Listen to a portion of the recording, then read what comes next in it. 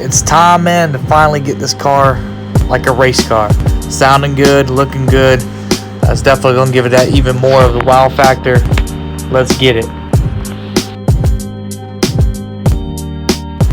Right now he's tacking it in, trying to keep it up, and that's what he's got going on. He's doing tack welds right now.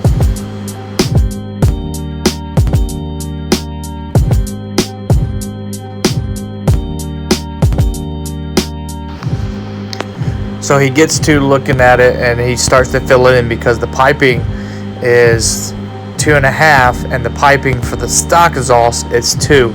So that's why he's got to fill in the gap to make sure there's no leak. What I did was took the electric cutout wiring, fed it through one of the openings and put it right there through there. So it's going to go on inside the car. And then if you look down below, that is it right there. And what I'm about to do is start running everything on the inside, but so far it's good to go now. It's done.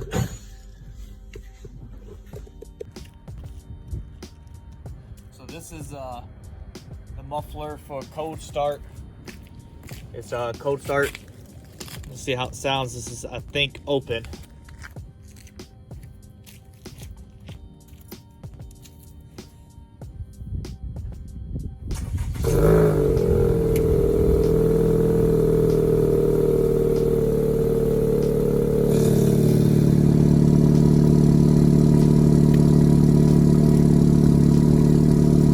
That's open.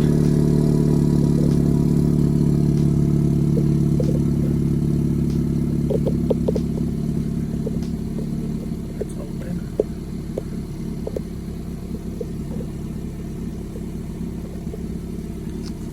Give a little ribs.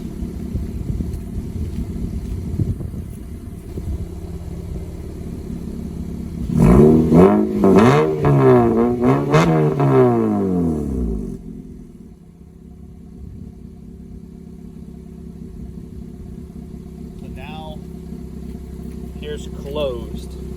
Fully closed. It's got a valve. Closed. Close to stock. Still got a slight noise, but you can't even rev it or anything. It just sounds like normal. So that's the exhaust after installed. Like I said, it gives you that race car when you need it, and then it gives you the stock when you need it. All through the touch of a remote, if you can see it. There you go. The little remote that came with the set. JDM Performance is the actual company that made it. So pretty neat. Hooks right up to it.